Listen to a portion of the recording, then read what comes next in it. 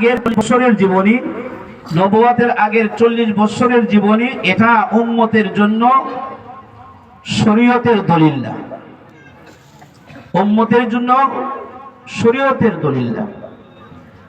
বাদান নবুওয়া 23 বছরের জীবনী, এটা আমাদের জন্য উম্মতের জন্য শরীয়তের দলিল। যারা বলেন সুবহানাল্লাহ। এই বাদান নবুওয়া, নবুয়ত প্রাপ্তির পরের 23 বছরটা মক্কাতে কাটিয়েছেন 13 বছর, আর হিজরত করার পরে মদিনাতে কাটিয়েছেন 10 বছর। 13 আর 10 কত হলো? 23। 23 আর নবুয়ত প্রাপ্তির আগে 40, কত? 63। আমাদের নবী মুহাম্মদুর রাসূলুল্লাহ সাল্লাল্লাহু আলাইহি ওয়াসাল্লাম দুনিয়াতে আসার আগে থেকে ওনার জীবনী শুরু হয়ে গেছে।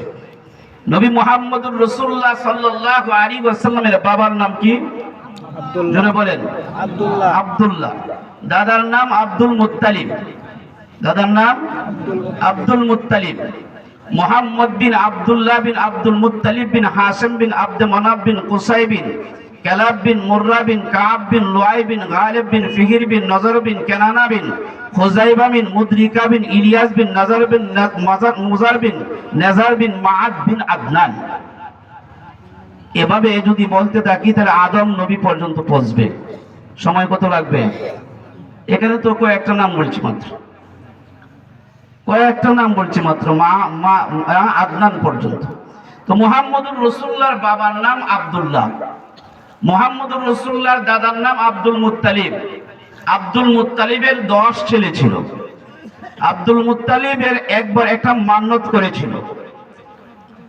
বনু জুরহাম গোত্র, এরা মক্কাবাসীদের উপর একবার জুলুম নির্যাতন চালিয়েছিল। জুলুম নির্যাতনে অতিষ্ঠ হয়ে এক পর্যায়ে মক্কা ওয়ালারা তাদের উপরে কেঁপে গেল। এটা কথা আছে না, পিঠ যখন দেওয়ালে লাগা যায় তখন কিন্তু আর কি করে না, ছাড়ে না। ইজা তোয়ালা লিসানুহু, ইজা ইয়াইসাল ইনসানু তোয়ালা লিসানুহু কাসিন নূরি মাগলুবুন ইয়াসুলু আলাল কালব।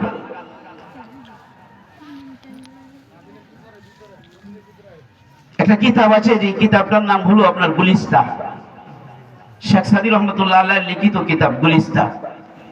এই গুলিস্তা কিতাবে পড়েছি এবং ছাত্রদেরকে পড়াইছি এই কথাটা। ইজা ইয়াইসাল ইনসানু তোয়ালা লিসানুহু, মানুষ যখন নিরাশ হয়ে যায়, নিরুপায় হয়ে যায়, যখন আশা ছেড়ে দেয়, একবারে আপনার নিরুপায় হয়ে গেছে, পিঠ দেওয়ালে টেকা গেছে, ওই সময় মানুষের জবান লম্বা হয়ে যায়। জবান কি হয়ে যায়? লম্বা হয়ে যায়। এই লম্বা হয়ে যাওয়ার অর্থ হচ্ছে তখন আর ভয় ভীতি রাখে না, তখন মুখ দিয়ে যা আসে তাই বলে। তখন আপনি কি রাজা না বাদশাহ, এমপি না মন্ত্রী, এটা সে কি করে না, এটা সে আর খেয়াল করে না। এত এমনিও মরণ হেমনিও মরণ, দেয়া দেয় একটা তাপ্পর, নাইলে একটা গালি আর মারে আর বাপরে তুলে। এটাই হলো জবান লম্বা হওয়ার কথা। ইদা ইয়াইসাল ইনসানু তোয়ালা লিসানুহু, মানুষ যখন নিরাশ হয়ে যায় তখন তার জবান লম্বা হয়ে যায়। যেমন কাসিন নূরি মাগলুবুন ইয়াসুলু আলাল কালব, বিড়াল যখন আপনার নিরুপায় হয়ে যায় তখন কুকুরের উপর তাবা মারে। বিড়ালকে কিন্তু কুকুর দেখতে পারে না, কুকুরে বিড়াল দেখলেই দৌড়ানি দেয়। আমি নিজ চোখে একদিন দেখেছি বিড়ালের এই কাহিনী। দেখে আমি দাঁড়ায় গেলাম আর ভাবলাম দেখি তো এই শেরটার সাথে, এই কবিতার সাথে কতটুকু মিল রয়েছে। আমি দেখি একটা কুকুর একটা বিড়ালকে দৌড়াইতেছে। বিড়ালকে যখন দৌড়াইতেছে, দৌড়তে দৌড়তে দৌড়তে দৌড়তে একটা দঞ্চা খেতে ভিতরে ঢুকছে বিড়াল। এরপরেও যখন তাকে দৌড়ায়, পরে এক পর্যায়ে বিড়াল দাঁড়ায় গেছে, দাঁড়ায় আসে ফেহাম ধরছে। এখন কুকুরও দাঁড়ায় গেছে, আর সামনে বাড়ে। বিড়াল আস্তে আস্তে করে তারা খেলা দেয়, আমি তামাশা দিতেছি। এক পর্যায়ে বিড়ালের সামনে যখন কি করছে, বাড়ছে কুকুরটা, আবার দাঁড়িয়ে গেছে। দাঁড়িয়ে গিয়ে পজিশন লইয়া কুকুরের গালে একটা সামনের দুই গাল দিয়ে একটা তাপ্পড় দিয়ে এরপরে বিড়াল দিছে। তো কি কি করছে এটা? ইজা ইয়াইসাল ইনসানু তালা লিসানুহু কাসিন নূরি মাগলুবুন ইয়াসুলু আলাল কালব। বিড়াল যখন কি হয়ে যায় নিরাশে, তখনও কি করে সে কুকুরের উপর যেমনি ভাবে কি করে থাবা মারা যায়, এবং মানুষ যখন নিরাশ হয়ে যায় তখন তারাও কি করে থাবা মারে, জবান লম্বা হয়ে যায়। তো তাদের যখন আপনার পিঠ লাগে গেল দেওয়ালে, তখন তারাও ধারায় গেছে। এক পর্যায়ে তাদেরকে দেশ থেকে দেশান্তর করলো, পালায় গেল। পালিয়ে যাওয়ার সময় তারা মক্কাতে একটা কূপ আছে, যে কূপটার নাম হলো জমজম। এই জমজম কূপের মধ্যে তাদের যত আবর্জনা ছিল, যত আপনার ময়লা ছিল, সব এই কূপের মধ্যে এমন ভাবে ফেলাইছে, কূপটা একেবারে বন্ধ হয়ে গেছে, কূপটা একেবারে আপনার অচল হয়ে গেছে। দীর্ঘদিন পর্যন্ত কূপ অচল। সেই সময় মক্কার বাইতুল্লাহর মুতাওয়াল্লি ছিলেন আব্দুল মুত্তালিব, নবীর দাদা আব্দুল মুত্তালিব। নবীর দাদা আব্দুল মুত্তালিব যখন সেই বাইতুল্লাহর মুতাওয়াল্লি, উনি একদিন বাবে হাতিমে কানায়ে কাবাতে একটা দরজা আছে, যে দরজার নাম হলো হাতিমে কাবা। এই হাতিমে কাবায় ঘুমাইতেছিলেন। স্বপ্নে যুগে দেখে কে যেন একজন আয়েশা আব্দুল মুত্তালিবকে ডাক দিছে, ইয়া আব্দুল মুত্তালিব, ইয়া আব্দুল মুত্তালিব, হে আব্দুল মুত্তালিব, বাররা খনন করো। আব্দুল মুত্তালিব বলেন, আমি স্বপ্নে জিজ্ঞেস করলাম বাররা কি? আমাকে কোনো জবাব না দিয়ে আগন্তুক চলে গেলেন। পরের রাত্রে আবার ঘুমাইতেছি, আবার স্বপ্নে দেখি একজন আয়েশা আমাকে ডাক দিছে, ইয়া আব্দুল মুত্তালিব, ইহবির মাজনুনা, মাজনুনা খনন করো। আমি আবার জিজ্ঞেস করলাম মাজনুনা কি? আবার আগন্তুক কোনো জবাব না দিয়ে চলে গেলেন। পরের রাত্রে, তৃতীয় রাত্রে আবার স্বপ্নে দেখি আমাকে আয়েশা কে যেন ডাক দিল, ইয়া আব্দুল মুত্তালিব, ইহবির তিবা, হে আব্দুল মুত্তালিব, তিবা খনন করো। আব্দুল মুত্তালিব বলেন, এবারও জিজ্ঞেস করলাম তিবা কি? এবারও কোনো জবাব না দিয়ে চলে গেলেন। কয় রাত্র হয়েছে বুঝতেছেন তো? আজ 3 রাত্র হয়ে গেছে, 3 দিন 3টা কথা বলছে, জবাব দেয় না। চতুর্থ রাত্রে আবার আয়েশা ডাক দিয়েছে, ইয়া আব্দুল মুত্তালিব, ইহফির জমজম, হে আব্দুল মুত্তালিব, জমজম খনন করো। তখন জিজ্ঞেস করেন জমজম কি? এবার জবাব দিলেন, জমজম এমন একটা কুয়া, যে কুয়া থেকে সারা দুনিয়ার মানুষ পানি পান করে উপকৃত হবে, যেই কুয়ার থেকে পানি পান করলে মানুষের রোগ ব্যাধি দূর হবে, যে কুয়ার পানি সারা দুনিয়ার মানুষ নিলেও 1 ফোঁটা পানিও জীবনে কোনোদিন কমবে না, জীবনে কোনোদিন পানি হ্রাস পাবে না। জোরে বলেন সুবহানাল্লাহ। এই কুয়া খনন করার জন্য বলছে। তখন আব্দুল মুত্তালিব ঘুম থেকে উইঠা আত্মীয় স্বজনকে ডাক দিয়ে বলল, আমার একটা পরামর্শ শোনো, আমি এই স্বপ্ন দেখেছি। শেষ পর্যন্ত আমাকে বলা হয়েছে জমজম খনন করার জন্য। তো জমজম কি জিজ্ঞেস করলে আমাকে পরিচয় দিলেন, চলো আমরা জমজম খনন করি। তারা বলল যে এই স্বপ্ন ছাড়া আর কোনো স্বপ্ন দেখতে পারলা না, আমরা পারবো না, তুমি পারলে গিয়ে করো। তখন আব্দুল মুত্তালিবের একটা মাত্র ছেলে ছিল, যার নাম ছিল হারিস। হারিসকে সঙ্গে নিয়ে বাপ ছেলে 2 জন মিলে খুদাল বেলচা আর খাঁচা নিয়ে বাপ ছেলে কি করছিলেন, মাটি কুড়া শুরু করে দিলেন। বাপে পূরণ করে দেয়, ছেলে নিয়ে দূরে ফেলায়। এভাবে করতে করতে করতে করতে এক পর্যায়ে পানির ফোয়ারা জারি হয়ে গেছে। জোরে বলেন সুবহানাল্লাহ। সুবহানাল্লাহ। পানির ফোয়ারা যখন জারি হয়ে গেছে, এই যে জমজম আবার চালু হয়েছে, অদ্যাবধি পর্যন্ত চালু আছে, কিয়ামত পর্যন্ত চালু থাকবে। সুবহানাল্লাহ। হজে যারা যায় অথবা উমরাতে যারা যায়, যারা গিয়েছেন তারা অবশ্যই জমজম পান করেছেন। শুধু পান করেন না, আসার সময় 5 লিটার জমজম বাড়িতে নিয়ে আসছেন। 5 লিটারের একটা কন্টিন, 5 লিটারের একটা ট্যাঙ্কি বা বোতল, এটা আপনার প্রত্যেক হাজি সাহেবকে আপনার বাংলাদেশের এয়ারপোর্টে আসার পরে বিমান থেকে নাইমা যখন আপনি বের হওয়ার জন্য দরজা দিয়ে ঢুকবেন, ওই সময় 1 লিটার করে একটা করে বোতল দেয়, দেয় কিনা? এত পানি মানুষ নিতেছে, এরপরেও তো পানি কমে না। মক্কাতেও পানি জমজম, মদিনাতেও জমজম। সুবহানাল্লাহ বলেন। সুবহানাল্লাহ। আমি নিজে এই জমজম কি করেছি, আমার হাতের ব্যথা হয়েছিল মক্কায় যাওয়ার পরে, এখান থেকে এই পর্যন্ত আপনার হাতটা আপনার ঝিনঝিন ঝিনঝিন করে আসতো। কারেন্টে শর্ট করলে যেমন লাগতো এমন লাগতো। ভয় পেয়ে গেছেন, কি হলো, 1 মিনিটও যায় না, একটু পর পর আপনার এভাবে আপনার ঝিনঝিন করে এই পর্যন্ত আসে। আসতে যতটুকু সময় এতটুকু আবার ভালো হয়ে যায়। কিন্তু ভয় পেয়ে গেছি। আমি জমজম পান করেছি শিফার নিয়তে। শিফার নিয়তে কি করছি? আল্লাহুম্মা ইন্নী আসআলুকা ইলমান নাফিআন ওয়া আমালান সালিহান মুতাকাব্বালান ওয়া রিজকান ওয়াসিআন ওয়া হালালান তাইয়্যিবা। এই দোয়া পরে জমজম পান করতে হয়।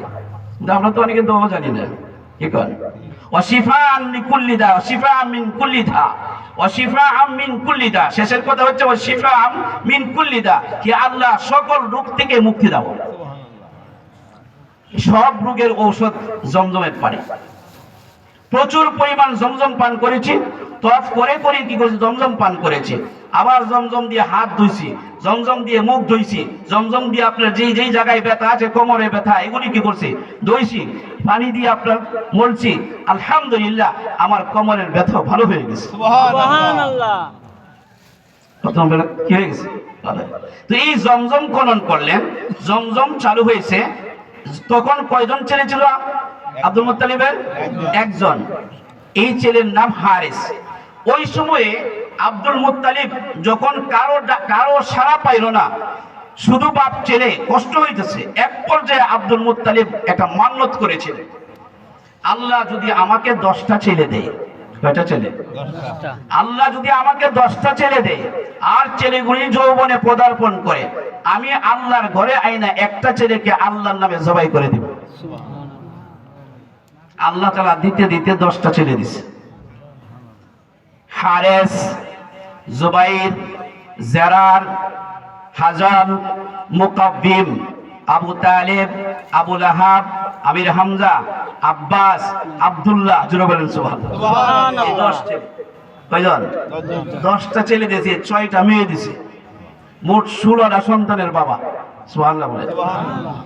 10 ছেলে পাইয়া আব্দুল মুত্তালিব চলতে চলতে সন্তানেরও বড় হয়ে গেছে, এখন আর মান্যত আদায় করে মান্যত যখন আদায় করে না, একদিন আবার আব্দুল মুত্তালিব ঘুমাইতেছে, স্বপ্নে আয়েশা একজন দেখাইছে, আব্দুল মুত্তালিব তুমি কিন্তু মান্যত করছিলা আল্লাহর রাস্তায় একজন সন্তান কুরবানি দিবা, যদি তোমাকে আল্লাহ 10টা সন্তান দেয়, আল্লাহ তোমাকে 10 সন্তান দিছে, তোমার মনের আশা পূর্ণ হয়েছে, কিন্তু তুমি যেন মান্যত পূরণ করতেছো না, যদি মান্যত পূরণ না করো তাহলে তোমার 10 সন্তানের উপর মুসিবত আসবে, 10টার উপর মুসিবত আসবে, সবগুলি শেষ হয়ে যাবে। আব্দুল মুত্তালিব তখন চিন্তা করলো 10 জন শেষ হওয়ার সাথে একজন কুরবানি দিয়ে মান্যত পুরা করাই তো ভালো। এবার ছেলেদেরকে ডাকলেন, সকালবেলায় ছেলেদেরকে ডাকলেন, ডাইকা বলতেছে আমি তো একটা মান্যত করছিলাম, আর এই মান্যত পুরা করি বিদায় আজকে আমাকে স্বপ্নে এই এই ঘটনা দেখানো হয়েছে। এখন বাবারা রে, তোমরা কে রাজি আসো কুরবানি হতে? সব ছেলেরা বললো আব্বা আপনি আপনার মান্যত পূরণ করে ফেলেন। এটা পাইকারি একটা জব দিছে। এটা কি পাইকারি জব দিছে? পাইকারি জব কিন্তু সহজ। যখন বললো কে রাজি আসো কুরবানি হতে, এটা বলো। হারেস তুমি তো বড় ছেলে, তুমি রাজি হয়ে যাও। হারেস বলল আব্বা আপনি যেসব মান্যত করেছিলেন ওই মান্যত করার আগের থেকেই তো আমি ছিলাম, তাহলে আমি কেন কুরবানি হতে যাব? জুবাইর রে কই, জুবাইর তুমি রাজি হয়ে যাও। জুবাইর বলেন আব্বা বড় ভাই রাজি হলো না যে জায়গায়, এই জায়গায় আমি রাজি হই কেমনে? আপনি আমার ছাড়া আর কেউ দেখেন না? আপনি কি আমার নাম নিয়েছিলেন? বলেন না তোমার নাম নেই নাই। জেরারকে বললেন তুমি রাজি হও। জেরার বললেন আব্বা বড় ভাই রাজি না, 2 নম্বর ভাই রাজি না। আপনি কি মান্যত করার সময় আমার নাম নিয়েছিলেন? বলেন না তোমার নামও নেই নাই। তাইলে আমি যাব কেন? এভাবে দেখা যায় এখন যখন একজন একজন করে বলা হইতেছে, এখন আর কেউ রাজি। আগেরটা কি ছিল? পাইকারি জব ছিল। এভাবে যাইতে যাইতে কেউ যখন রাজি হয় না, পরে আব্দুল মুত্তালিব কয় আচ্ছা সবার ছোট ছেলে সবার ছোট ছেলে আব্দুল্লাহকে দিয়ে দিই কুরবানি। আব্দুল্লাহকে কুরবানি দিয়ে দিবি, মনস্থ করছে। আব্দুল্লাহর বোনেরা ছিল যারা 6 জন, এরা বলে না আমাদের এই ভাইকে কুরবানি হতে দিব না। সুবহানাল্লাহ বলেন। শুধু বোনেরা না, যেই মাত্র আব্দুল মুত্তালিব আব্দুল্লাহকে কুরবানি দেওয়ার জন্য প্রস্তুতি গ্রহণ করলো, মক্কার বণিকেরা, মক্কার ব্যবসায়ীরা সকলে মিলে আব্দুল মুত্তালিবের বিরুদ্ধে দাঁড়িয়ে গেল। ডাক দিয়ে বলে আব্দুল মুত্তালিব আপনি আপনার 9টা ছেলেকে কুরবানি করে দিয়ে দেন, আমাদের কোনো আপত্তি নাই, কিন্তু যদি আব্দুল্লাহকে কোরবানি দেন তাহলে আপনার বিরুদ্ধে আমরা মিটিং করব, মিছিল করব, আপনাকে আপনার ক্ষমতার থেকে নামিয়ে ফেলবো। বাইতুল্লাহর মুতাল্লি তাকতিয়ার দেওয়া হবে না। কেন? বলে আব্দুল্লাহ আমাদের মক্কার ধন। আব্দুল্লাহর চেহারা দেখে যেদিন আমরা ব্যবসা বাণিজ্যে যাই, ওই দিন আমাদের ব্যবসা বাণিজ্যের মধ্যে লাভ মুনাফা অনেক বেশি হয়। সুবহানাল্লাহ বলবেন না? শুধু শুধু পুরুষের না, 100 মহিলা তারাও তলোয়ার নিয়ে দাঁড়িয়ে গেছে। দাঁড়িয়ে বলে আব্দুল মুত্তালিব, আমরাও তাদের সাথে দাঁড়িয়ে গেলাম, আব্দুল্লাহকে কোরবানি হতে আমরা দেব না। সুবহানাল্লাহ। আব্দুল্লাহকে যদি কোরবানি দেন তাহলে আপনার বিরুদ্ধে আমরা মিটিং করব, মিছিল করব, আপনার বিরুদ্ধে আমরা তলোয়ার উঁচু করে দাঁড়ায় যাব, আপনার বিরুদ্ধে আমরা যুদ্ধ করব, আব্দুল্লাহকে কোরবানি দিতে দেব না। এখন কি করবে? পড়ছিল একটু বেকায়দায়, এমন বেকায়দায় পড়ছে, পরে একজন পণ্ডিতের কাছে গেছে। এখন কি করি, কেমনে মান্যতা দেয়? তৎকালীন সময়ে, সেই সময় আপনার একজনের মুক্তিপণ হিসাবে 10টা উট কোরবানি দেওয়া হবে। সেই সুবাদে তিনি কি করলেন, 10টা করে উটের নাম কাগজে লিখে, এক জায়গায় উটের নাম লেখে, আরেক জায়গায় মুহাম্মদের নাম লেখে, এভাবে টান দেয়। শিশু বাচ্চা দিয়ে, অবুঝ বাচ্চা দিয়ে টান দিলে পরে দেখা যায় আসে আপনার কি আব্দুল্লাহর নাম আসে, আব্দুল্লাহর কোরবানি দিচ্ছে। এভাবে 99 বার টানের বেলায় আসছে উটের নাম। সুবহানাল্লাহ বলে। আমি খুব সংক্ষেপ করতেছি, এটা বলতে অনেক সময়ের দরকার। পরে উট কোরবানি দিল 100। কত? 100 উট কোরবানি দিচ্ছে।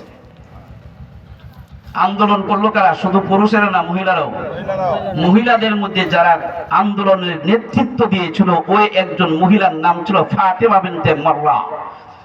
অপর রিওয়ায়াতে আসছে ওই মহিলাটার নাম ছিল আপনার নাউফেল, মারিয়াম বিনতে নাউফেল, মারিয়াম বিনতে নাউফেল।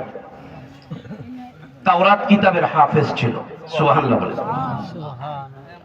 এখন কেউ দেয় না। শেষ পর্যন্ত উট কুরবানি দিয়ে মানত পুরা করলেন। কেন দেয় না?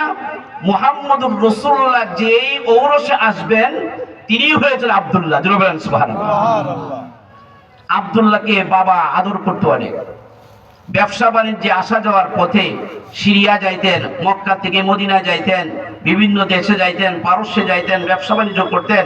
আসা যাওয়ার পথে, মক্কা থেকে মদিনায় আসা যাওয়ার পথে, মদিনায় একজন বন্ধু ছিল তার আব্দুল ওয়াহাব নামে। আব্দুল মুত্তালিবের এক বন্ধু ছিল আব্দুল ওয়াহাব। মদিনাতে তার বাড়ি। বাড়ি কোথায়? মদিনায়। মক্কা থেকে মদিনার দূরত্ব 450 কিলোমিটার রাস্তা। 450 কিলোমিটার রাস্তা। ওই আব্দুল ওয়াহাবের একটা মেয়ে ছিল খুব সুন্দরী। আব্দুল মুত্তালিব কয়, দোস্ত তোমার মেয়েটা বড় সুন্দরী, তোমার মেয়েটা যে সুন্দরী, তোমার মেয়েটার নামটাও সুন্দর, আমিনা। জোরে বলেন সুবহানাল্লাহ। আমার ছেলে আব্দুল্লাহ বড় সুন্দর, আমার ছেলে আব্দুল্লাহরে বিয়ে করানোর জন্য যদি বউ খুঁজি, তোমার মেয়েটা হলেই যথাযথ হবে। সুবহানাল্লাহ বলেন না? দোস্ত তুমি আমার সাথে ওয়াদা দাও, তোমার মেয়েটারে আমার ছেলে আব্দুল্লাহর সাথে বিয়ে দিবা কিনা? দোস্ত আপনার ওয়াদা হয়ে গেছে। আব্দুল মুত্তালিব কয়, আমিও তোমার মেয়ে ছাড়া বিবাহ করাবো না। আব্দুল ওয়াহাব বলে, আমিও তোমার ছেলে ছাড়া বিয়ে দেব না। এভাবে দিন যাইতেছে, চলতেছে, যাইতেছে, চলতেছে। আসা যাওয়ার পথে নওফল, মারিয়াম বিনতে নওফল যে মহিলাটা, অথবা ফাতিমা বিনতে মুররা, ওটাও বড় সুন্দর ছিল, এক জমিদারের মেয়ে। আব্দুল্লাহরে ডাকতো মাঝে মাঝে, আব্দুল্লাহ আসো এদিকে। গেলে পরে আপনার খেজুর দিত, খাদ্য দিত, খাবার দিত, মিষ্টি মিষ্টি কথা বলতো। এক পর্যায়ে আব্দুল্লাহকে একটা প্রস্তাব দিয়ে বসলো, আব্দুল্লাহ তোমার বাবার, তোমরা ভাই বোন মিলে 16 জন, আমি একমাত্র আমার বাবার একমাত্র মেয়ে, আমার বাবার সম্পত্তির কোনো অভাব নাই। তোমার বাবার সম্পদ 16 জনের মধ্যে ভাগ বন্টন করলে তোমার ভাগে আর কতটুকু আসবে? এর চেয়ে ভালো হবে তুমি যদি আমাকে বিয়ে করে নাও, তাহলে আমার বাবার সম্পত্তি সব তোমার কদমে ঢেলে দিব। কিন্তু আব্দুল্লাহ কি রাজি হয় না। বলে আমার বাপ চাচারা আছে, মুরব্বীরা আছে, এখন তো ছেলেদের মুরব্বী লাগে না, এ নিজেই মুরব্বী, এ নিজেই কি মুরব্বী। নাইলে তো লটকে জমগা এখানে বিয়া না করলে বলে লটকে জমগা বিষ্টা এলাম সিরিও কই আমিও লটকে জমগা কি আসেনি না নাই বাপ চাচা বংশের নাক কালি কি করে নাকে মুখে আপনার ধুলো মেরে বংশের নাক কাইটা কি করে চলে আসে কোন আপনার কুফুর মিললে হয়নি না হয় না এরকম এগুলি সন্তান ভালো সন্তান নয় এগুলি বেয়াদব এগুলি কি বেয়াদব আব্দুল্লাহ দেখেন কত আদব বলা আব্দুল্লাহ বলে আমার বাপ চাচা আছে আমি পারবো না কিন্তু বাবার কাছে এসে বলতেন না লজ্জায় শর্মে শুধু খালি শুনতেন আরেক দিনকার ঘটনা আব্দুল্লাহ যখন বিয়ে করে ফেলবেন বিবাহের প্রস্তাব অনেক দিন যাবত মদিনায় যাওয়া হয় না গ্যাপ পড়ে গেছে আব্দুল্লাহর জন্য বিবাহের প্রস্তাব বিভিন্ন দিক থেকে আসতেছে ওই দিক থেকে আমেনার প্রস্তাবও বিভিন্ন দিক থেকে আসতেছে কিন্তু দুজন তো ওয়াদাবদ্ধ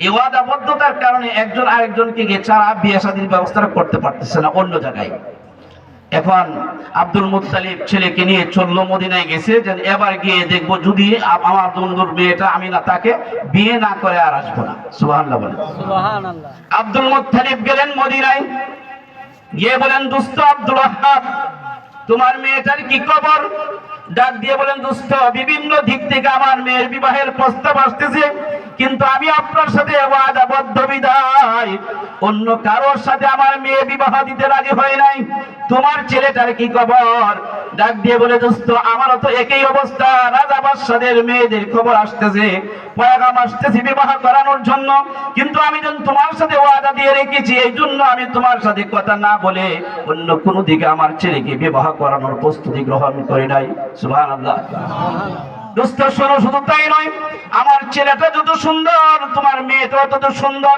আমার ছেলে আব্দুল্লাহর জন্য তোমার মেয়ে আমেনা ছাড়া অন্যকে দিলে আমার ছেলের জন্য বনাবনি হবে না সুন্দর হবে না মিল হবে না অতএব দোস্ত তোমার যেহেতু মেয়েটা বাকি আছে বিবাহের আমারও ছেলে বাকি আছে বিবাহের আজকে বিবাহের অনুষ্ঠানটা এখানে হয়ে যাক বিবাহ না করে আজকে আমি আর বাড়িতে যাব না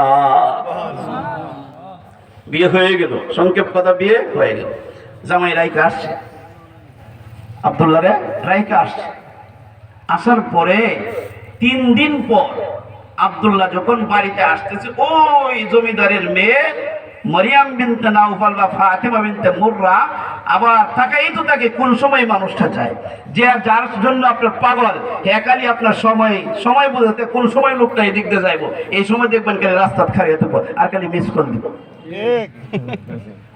এই সময় খালি খারিয়ে থাকবো ওই সময় তো মিস কলের যোগ ছিল না কিন্তু দাঁড়ায় কোন সময় আইবো আব্দুল্লাহ যখন আসছে মেয়েটা ডাক দেয় আব্দুল্লাহ আসো আব্দুল্লাহ গেছে ঘরের ভিতরে গেছে যাওয়ার পরে আব্দুল্লাহর মাথার থেকে পা পর্যন্ত একটা নজর দিল ওই মরিয়ম বিনতে নাউফাল বা ফাতেমা বিনতে মুররা জোরে বলেন সুবহানাল্লাহ মাথা থেকে পা পর্যন্ত নজর দিলেন মহিলাটা আব্দুল্লাহর মাথা থেকে পা পর্যন্ত নজর দিয়ে কোনো কথা না বলে কোনো কিছু খাবারও না দিয়ে পর্দার ভিতরে চলে গেলেন আব্দুল্লাহ ডেকে বলেন ও মরিয়ম বিনতে নাউফাল ফাতেমা বিনতে মুররা অন্যদিন আসলে পরে আমার সাথে কত আইনা মধুর আলাপ করতে রসালাপ করতে আমাকে না কত রঙের খাবার দিতে কিন্তু আজকে তুমি আমার মাথা থেকে কপাল থেকে পা পর্যন্ত তাকাইয়া কোনো কথা না বইলা পর্দার ভিতরে চলে গেলে কোনো খাবারও দিলে না ব্যাপারটা কি এমনিতে ডাক দিয়ে বলে আব্দুল্লাহ সত্য করে একটা কথা বলবা মিথ্যা বলবা না আমি যা বলি তার জবাবটা সঠিকভাবে দিবা কি দিব বলো এমনিতে ডাক দিবা আব্দুল্লাহ রে সত্য করে বলো তুমি কি বিবাহ করে ফেলেছো কিনা সুবহানাল্লাহ আব্দুল্লাহ কয় হ্যাঁ বিবাহ করে ফেলেছি কোথায় করছো বিবাহ মদিনাতে আমার বাবার ছোটবেলার বন্ধু আব্দুল ওয়াহাবের মেয়ে আমেনার সাথে আমার বিবাহ হয়ে গেছে এমনিতেই ডাক দিয়ে বলেন ওরে আব্দুল্লাহ এতদিন পর্যন্ত তোমাকে যেন আমি ভালোবাসতাম, মহাব্বত করতাম, যে কারণে ওই কারণটা ছিল আব্দুল্লাহ, আমি তোমার কপালের মধ্যে একটা নূরের ঝলক দেখতেছিলাম। সুবহানাল্লাহ। আর ওই নূরের ঝলকটা আখিরি পয়গম্বর হবে। জোরে বলেন সুবহানাল্লাহ। কেমনে জানো? আমি তাওরাত কিতাবের হাফেজ, আমার বাবা তাওরাত কিতাবের হাফেজ। তাওরাত কিতাব পড়ে পড়ে মুহাম্মদুর রাসূলুল্লাহ কে হবেন, মুহাম্মদুর রাসূলুল্লাহর অবয়বটা কেমন হবে, মাথা মোবারক কেমন হবে, নাক মোবারক, চোখ মোবারক, দেহ মোবারক কেমন হবে, সব আমাদের কিতাবের মধ্যে আছে। ওরে আব্দুল্লাহ, আমাদের এই তাওরাত কিতাবের মধ্যে মুহাম্মদী নূরের ঝলক থাকবে, এটা কপালের মধ্যে বাজবে, এটাও পড়েছি। অতএব কারণে আব্দুল্লাহ, তোমার কপালের মধ্যে এতদিন পর্যন্ত আমি আখিরি পয়গম্বর মুহাম্মদুর রাসূলুল্লাহ যিনি হবেন ওনার নূরের ঝলক দেখতেছিলাম। এই জন্য আমি তোমার জন্য পাগল পারা ছিলাম, যাতে তোমাকে আমি বিবাহ করতে পারলে আখিরি পয়গম্বর নবী কামলিওয়ালা মুহাম্মদুর রাসূলুল্লাহর মা যদি হইয়া যাইতে পারি, আমার জীবন ধন্য হবে। সুবহানাল্লাহ। আর আস্তে বলেন সুবহানাল্লাহ।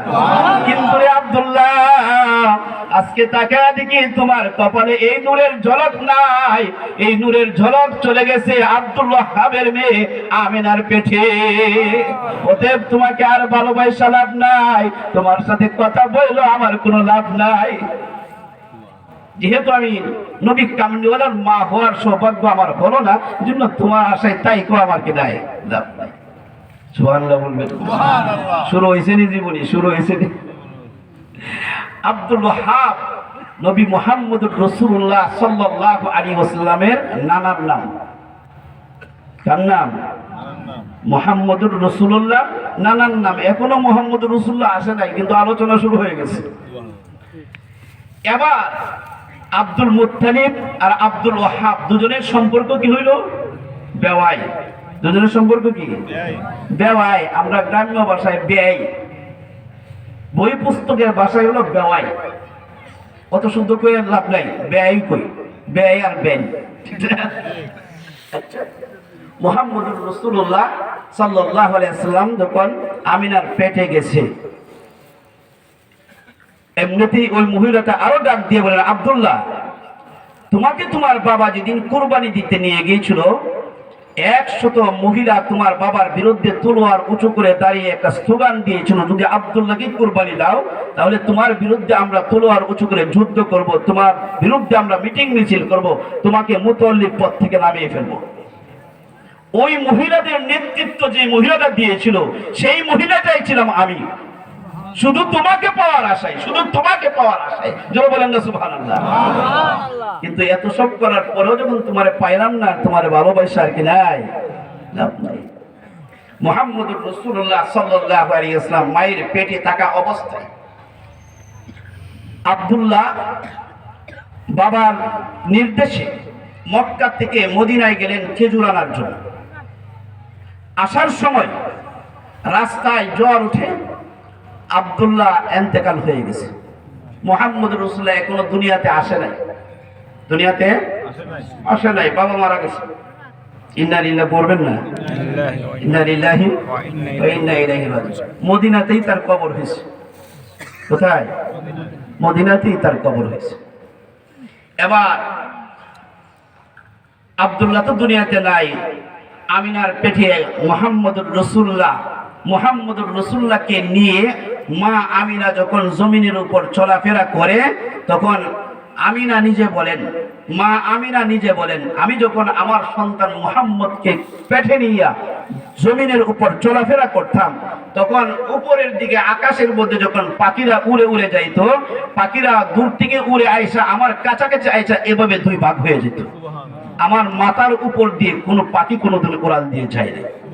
একটা পাখিকে আর একটা পাখি ডেকে রেখে বলতো, সাবধান, এই যে দেখা যায় নিচের দিকে তাকায় দেখ, আখিরি পয়গম্বর মুহাম্মদুর রাসূলুল্লাহ যিনি হবেন, মুহাম্মদুর রাসূলুল্লাহর মা আমিনার পেটে করে তাকে নিয়ে জমিনের মধ্যে চলতেছে। সাবধান সাবধান, ওই আমিনার মাথার উপর দিয়ে উড়াল দিয়ে যাস না, তাহলে কিন্তু মুহাম্মদুর রাসূলুল্লাহর সাথে বেয়াদবি হবে। সুবহানাল্লাহ। মুহাম্মদের সাথে বেয়াদবি হবে, উড়াল দিয়ে যাস না, এইজন্য ফাঁক হয়ে যায়। জোরে বলেন সুবহানাল্লাহ। আমিনা আরো বলেন, আমি যখন পানি আনার জন্য কর কিনারায় যাইয়া দাঁড়াইতাম, কর অনেক নিচে পানি। আমার ছেলেটাকে নিয়ে যখন আমি পেটে নিয়ে যখন কর কিনারায় দাঁড়াইতাম, কর পানি আল্লাহর রহমতে উপর দিকে আপনার ঢেউ মারিয়া উপরে চলে আসতো। আমি আমেনা কোনোদিন পানি আনার জন্য বালতি নিচে পালাইয়া কষ্টের সাথে পানি উঠাতে হয় নাই, পানি একেবারে উপরে চলে আসতো। জোর বলেন সুবহানাল্লাহ। আমিনা নিজে আরো বলেন, আমার সন্তানটাকে পেটে নিয়ে আমি যখন চলাফেরা করতাম, আমি চলাফেরা করার সময় স্বাভাবিকভাবে অন্য অন্য মহিলারা প্রেগনেন্ট হইলে পরে, অর্থাৎ গর্ভবতী হলে পরে যে কষ্ট হয়, যে শরীরটা দুর্বল হয়, যে বমি বমি ভাব হয়, আমিনা বলেন আমার সন্তান মুহাম্মদ আমার পেটে আসার পরে কোনোদিন আমার বমি বমি ভাব হয় নাই, কোনোদিন আমার শরীরে কোনো দুর্বলতা অনুভব হয় নাই, কোনোদিন আমার কোনো খারাপ লাগে নাই। আমিনা বলেন আমি স্বাভাবিক ছিলাম। জোরে বলেন সুবহানাল্লাহ।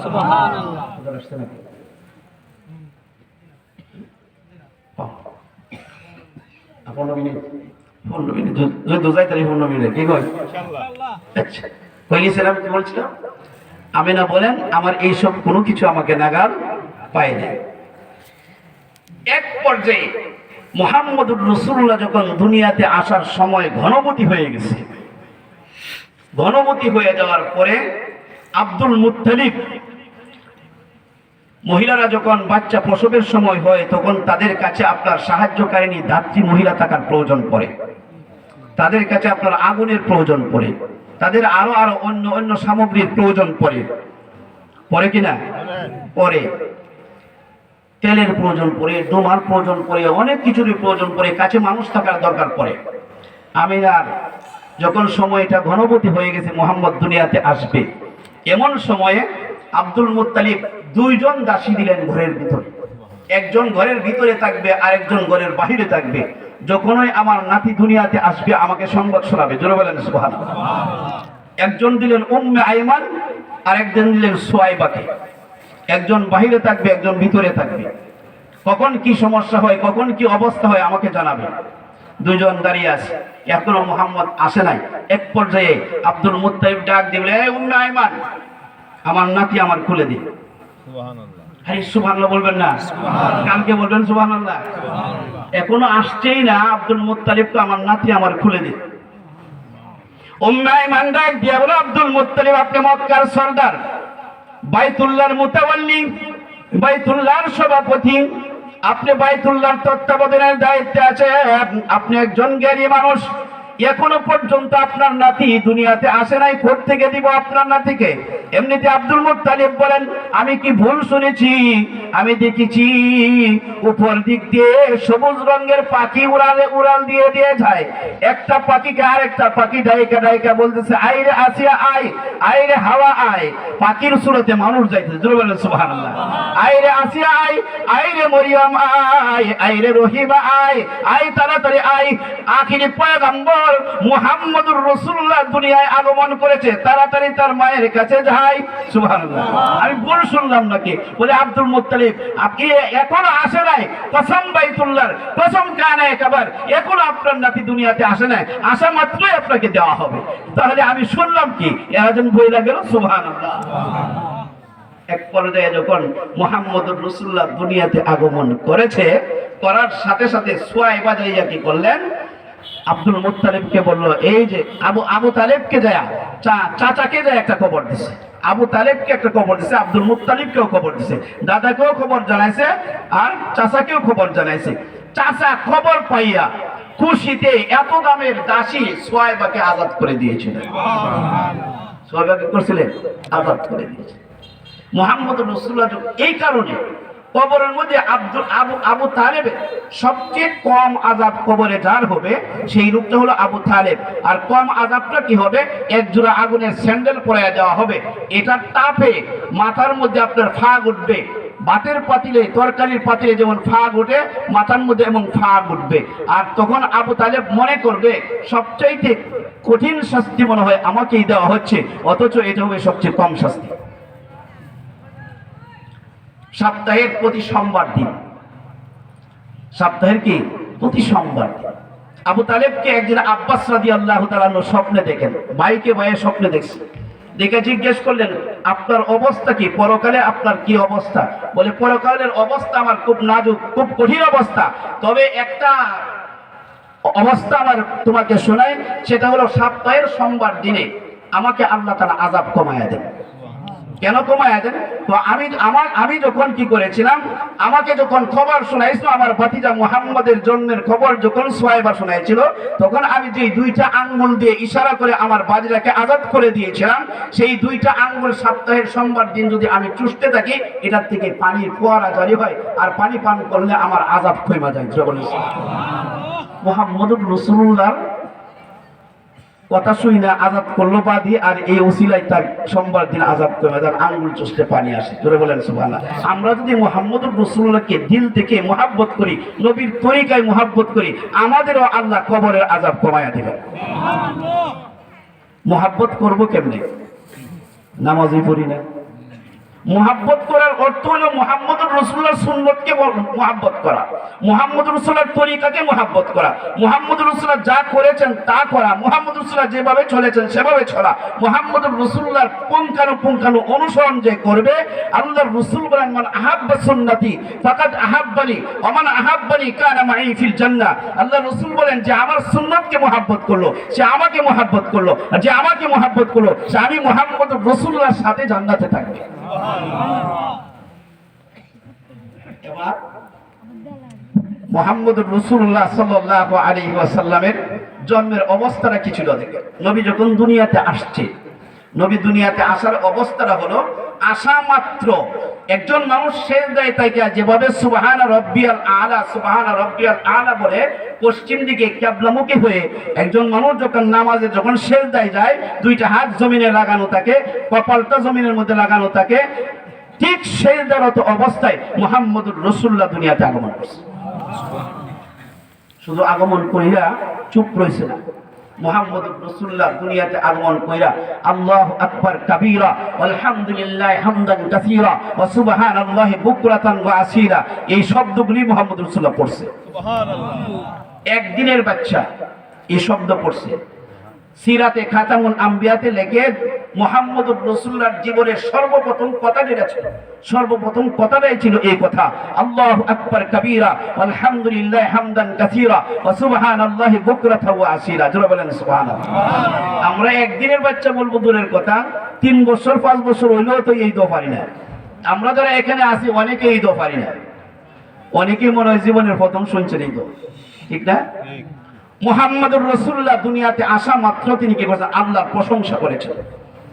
মুহাম্মদুর রাসূলুল্লাহ দুনিয়াতে আসা মাত্রই কি করলেন? আল্লাহর প্রশংসা করে এই কথা জানাইলেন, আমি মুহাম্মদুর রাসূলুল্লাহ দুনিয়াতে এসে গেছি, এখন আর মূর্তি পূজা আর বুত পূজা আর গাছ পূজা আর মাছ পূজা তন্ত্র মন্ত্র চলবে না, মুহাম্মদুর রাসূলুল্লাহর শরীয়ত কায়েম হবে। জোরে বলেন সুবহানাল্লাহ। মুহাম্মদুর রাসূলুল্লাহর কি শরীয়ত চলবে এখানে। মুহাম্মদুর রাসূলুল্লাহ সাল্লাল্লাহু আলাইহি ওয়াসাল্লামকে আল্লাহর নবী আল্লাহ তাআলা কি করেছেন? এমন ভাবে দুনিয়াতে পাঠাইছেন, আমিনা নিজে বলেন, আমার সন্তান দুনিয়াতে আসা মাত্র আমি তাকায়া দেখি আমার অন্ধকার ঘরটা আলোকিত হয়ে গেছে। আরেকবার তাকায়া দেখি ঘর আমার অন্ধকার হয়ে গেছে। তখন আমি পেরেশানিতে পড়ে গেলাম, ভাবলাম না জানি আমার ছেলেটাকে জিনভূতে নিয়ে গেল নাকি, সন্তান নাই আমার কাছে নাই, ঘর অন্ধকার, চিন্তায় পড়ে গেলাম। এমনিতেই আমিনা বলেন, আমাকে আল্লাহর পক্ষ থেকে জানিয়ে দেওয়া হয়েছে, আমিনা চিন্তা করিস না, তোর এই সন্তানকে তো জিনভূতে নিয়ে যায় নাই, তোর এই সন্তানকে একটা নজর দেখার জন্য আসমানের যত ফেরেশতারা আছে সমস্ত ফেরেশতারা আমি আল্লাহর কাছে আবেদন আর নিবেদন জানিয়েছে, আমার নবী মুহাম্মদুর রাসূলকে একটা নজর যেন দেখায় দেয়। এই জন্য আমার নবী মুহাম্মদকে আমি আকাশে উঠায় নিয়ে আসছি, সকল ফেরেশতারা তোমার ছেলে আমার নবী মুহাম্মদকে একটা নজর দেখার পরে আবার তোমার কোলে ফিরিয়ে দেব। আবার তোমার কোলে কি করবো? ফিরিয়ে দেব। এই মুহাম্মদুর রাসূলুল্লাহ সাল্লাল্লাহু আলাইহি ওয়াসাল্লামের শানে এই সূরাটা নাযিল হয়েছে। কোন সূরা? সূরা কাউসার। এই সূরার শানে নজুল দেখুন, এই সূরার একাধিক শানে নজুল আছে, আমি একটা শানে নজুল বলি। কাব ইবনে আশরাফকে কেন্দ্র করে এই সূরা নাযিল হয়েছে। কাব ইবনে আশরাফ সে ছিল ইহুদিদের এক পণ্ডিত, বড় আলেম, মদিনাতে ছিল তার বাড়ি। সে একবার মক্কায় আসছে, মক্কায় আসার পরে মক্কার মুশরিকরা কাব ইবনে আশরাফকে বলল, আমরা আপনার কাছ থেকে একটা কথা জানতে চাই, আপনি তো একজন বড় আলেম, আপনি একজন পণ্ডিত, আপনার কাছ থেকে আমাদের জানার বিষয় হলো, আমরা মক্কাতে যত মানুষ হজ করতে আসে সকলের পানির ব্যবস্থা আমরা করে থাকি, সকলের থাকা খাওয়ার ব্যবস্থা আমরা করে থাকি, সকলকে আমরা সেবা দিয়ে থাকি, কিন্তু আমাদের জানার বিষয় হলো আমরা শ্রেষ্ঠ না মুহাম্মদ বিন আব্দুল্লাহ, যে নিজেকে নিজে কি করে শ্রেষ্ঠ মনে করে নবী বলে দাবি করে সে শ্রেষ্ঠ। কাব ইবনে আশরাফ ভালো করে জানতো শ্রেষ্ঠত্ব কার, কিন্তু সত্যকে গোপন করেছে, সত্যকে গোপন করে বলল যে তোমরাই শ্রেষ্ঠ। অথচ সেও জানতো মুহাম্মদুর রাসূলুল্লাহ শ্রেষ্ঠত্বই বেশি। কি পরিমাণ জানতো? কাব ইবনে আশরাফ বলেন, আমার কাছে একবার আয়েশা একজন বলল যে আমি আমাদের তাওরাত কিতাবের মধ্যে মুহাম্মদের নাম পেয়েছিলাম এক জায়গায় মুহাম্মদের নাম পাওয়ার পরে নামটা ছিঁড়ে ফেলে দিলাম যাতে মুহাম্মদের নাম কোথাও আর খুঁজে না পাওয়া যায়। পরখ করে তাওরাত পড়তে দেখি 3 জায়গায় মুহাম্মদের নাম লেখা। সুবহানাল্লাহ বলবেন না? সুবহানাল্লাহ। 3 জায়গা থেকে মুহাম্মদের নাম ছিঁড়ে ফেলে দিলাম, ভাবলাম আর কোথাও মুহাম্মদের নাম খুঁজে পাওয়া যাবে না। পরখ করে তাওরাত কিতাব উল্টে দেখি 9 জায়গায় মুহাম্মদ, 6 জায়গায় মুহাম্মদ লেখা। 6 জায়গা থেকে ছিঁড়ে ফেলে দিলাম মুহাম্মদের নাম। পরবর্তীতে তাওরাত কিতাব উল্টে দেখি 9 জায়গায় মুহাম্মদের নাম লেখা। 9 জায়গা থেকে ছিঁড়ে ফেলে দিলাম, ভাবলাম আর কোথাও তাওরাত কোথাও খুঁজে পাওয়া যাবে না মুহাম্মদের নাম। এই জন্য আমি 9 জায়গা থেকে ছিঁড়ে ফেলে দিলাম। পরবর্তীতে তাওরাত কিতাব উল্টে দেখি 12 জায়গায় মুহাম্মদের নাম লেখা। এবার জানতে চাই, আমি আর 12 বারের পরে আর ছিঁড়ে ফেলাই নাই, শুধু জানতে চাই আপনার কাছে কথা এরকমটা কেন হলো? কাব ইবনে আশরাফ ডাক দিয়ে বলেন, শোনো শোনো শোনো, মুহাম্মদের নাম একবার ছিঁড়েছো 3 বার হয়েছে, 3 জায়গায় হয়েছে। 3 জায়গা থেকে ছিঁড়ে ফেলে দিয়েছো 6 জায়গায় হয়েছে, 6 জায়গা থেকে ছিঁড়ে ফেলে দিয়েছো 9 জায়গায় হয়েছে, 9 জায়গা থেকে ছিঁড়ে ফেলে দিয়েছো 12 জায়গায় হয়েছে।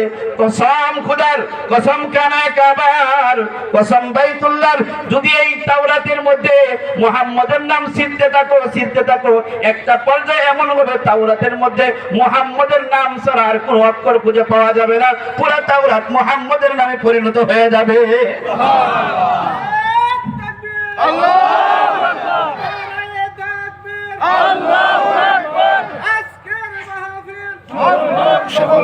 তাহলে মুহাম্মদের সম্মান কি পরিমাণ আছে জানা আছে না? এরপরও সত্যকে গোপন করেছে। সত্যকে গোপন করলে আল্লাহ কয় আমার নবীর শ্রেষ্ঠত্ব বেশি, এটা আমি জানাই দেব। আমার নবীকে আমি কাউসার দান করলাম, আমার নবীকে আমি কি করলাম? কাউসার দান করলাম। এই মুহাম্মদুর রাসূলুল্লাহ সাল্লাল্লাহু আলাইহি ওয়াসাল্লাম যে কাউসার দান করেছেন, কাউসার শব্দের একাধিক অর্থ আছে, একাধিক ব্যাখ্যা আছে। তাফসীরের কিতাবের মধ্যে 40-42টা অর্থ লিখছে। এর মধ্যে একটা অর্থ হলো মুহাম্মদুর রাসূলুল্লাহকে আল্লাহ কাউসার দিলেন। এই কাউসারের এক অর্থ হলো আল্লাহ তাআলা মুহাম্মদুর রাসূলুল্লাহকে নিয়ামতে কাসীরা দান করেছেন। সুবহানাল্লাহ। তাফসীরে মাযহারিতে লেখে নিয়ামতে কাসীরা, আবার তাফসীরে ইবনে কাসিরের মধ্যে লেখে নিয়ামতে কাসীরা দান করলো। নিয়ামতে কাসীরা কি? নিয়ামতে কাসীরার মধ্যে এটা একটা নিয়ামত, মুহাম্মদুর রাসূলুল্লাহকে আল্লাহ ছোটবেলায় এত নিয়ামত দান করলেন। মুহাম্মদুর রাসূলুল্লাহ শ্রেষ্ঠত্ব কত বেশি এটা কাব ইবনে আশরাফ না, আরো অন্য মুশরিকরাও জানতো, ইহুদিরাও জানতো, খ্রিস্টানেরাও জানতো, সবাই জানতো। এটার একটা ওয়াকিয়া এরকম বলে, মুহাম্মদুর রাসূলুল্লাহর বয়স যখন 12 বছর, কথা তো অনেক সাইরা বলতেছি, মুহাম্মদুর রাসূলুল্লাহ 6 বছরের বয়সে তো মা মারা গেছে। 8 বছর 2 মাস 10 দিনের সময় দাদা আব্দুল মুত্তালিব মারা গেছে। 12 বছরের সময়, 12 বছর 2 মাস 10 দিনের সময় চাচা আবু তালেব মারা গেছে। কিন্তু মারা যাওয়ার আগের যে ঘটনাটা, চাচার সাথে 12 বছর বয়সের সময় আব্দুল মুত্তালিব আবু তালেব বাতিজাকে সঙ্গে নিয়ে সিরিয়ার উদ্দেশ্যে আপনার ব্যবসার জন্য সিরিয়ার দিকে আপনার রওনা করেছিলেন। এক জায়গায় যায় তাইমা নামক একটা জায়গা, ওই জায়গাতে যায় আপনার তাবু কাটলেন, এখানে অবস্থান করবেন। গির্জার ভিতর থেকে একজন লোক বের হয়ে আসছে, আয়েশা মুহাম্মদের হাতে ধরছে। জোরে বলেন সুবহানাল্লাহ। কই ধরছে? মুহাম্মদের হাতে ধরছে। হাতে ধইরা জিজ্ঞেস করতেছে কাফেলার লোকদেরকে, কাফেলার মধ্যে লোকের সংখ্যা ছিল তখন ৭৪ থেকে ৭১ জন বা ৭৩ জনের একটা কাফেলা ছিল। জিজ্ঞেস করলো তোমাদের এই দলের সর্দার কে? বলে আমাদের দলের সর্দার এই যে মুরব্বী আবু তালেব। তোরা আবু তালেবের কাছে গেছে, যাইয়া মুহাম্মদের হাতটা ধরে বলে এই ছেলে আপনার কি হয়? বলে আমার ভাতিজা। নাম কি তার? মুহাম্মদ। আপনার নাম কি? আবু তালেব। আপনি কি আপনার বাতিজার মঙ্গল চান? অবশ্যই আমি আমার বাতিজার মঙ্গল চাই। এমনিতেই ডাক দিয়ে বলে, যদি মঙ্গল চান তাহলে আর এখানে অবস্থান করেন না, আর আপনি সিরিয়ার দিকে কদম বাড়ায়েন না, এখান থেকে আপনার বাতিজাকে নিয়ে মক্কায় ফিরে যান। কারণ কি? কারণ হলো আপনার বাতিজার শত্রু আছে এই দেশে, তারা আপনার বাতিজাকে পাইলেই খতম করে ফেলবে, হত্যা করে ফেলবে। বলে কেন আমার বাতিজাকে হত্যা করবে? আপনার বাতিজাকে হত্যা করবে এই জন্য আমাদের কিতাবের মধ্যে এটা আছে, আপনার বাতিজা মুহাম্মদ যিনি, তিনি শেষ পয়গম্বর হবেন। তিনি দুনিয়াতে আসার পরে আল্লাহ যখন 40 বছর বয়সে নবুয়তি দান করবেন, তার নবুয়তির কারণে পূর্বেকার সমস্ত ধর্ম বাতিল বলে গণ্য হয়ে যাবে। কোনো ধর্ম আর চলবে না, কোনো কিতাবের হুকুম আর চলবে না, সব রহিত হয়ে যাবে। যাদের কিতাবের রহিত হয়ে যাবে হুকুম, এবং যাদের ধর্ম কি হয়ে যাবে, নষ্ট হয়ে যাবে, যাদের ধর্ম বাতিল বলে গণ্য হবে, তারা জিদ করছে এই মুহাম্মদকে পাইলে তারা হত্যা।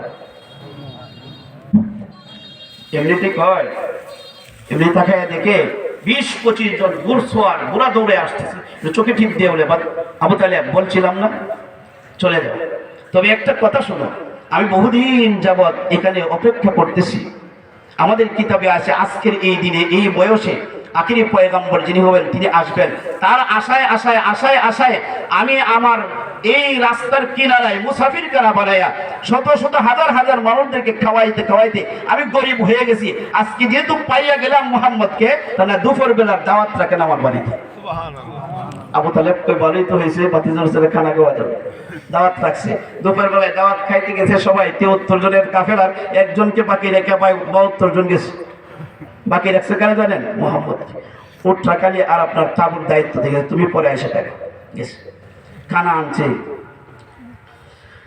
এসে দেখে যার উসিলায় এই খানার আয়োজন তিনি তো নেই।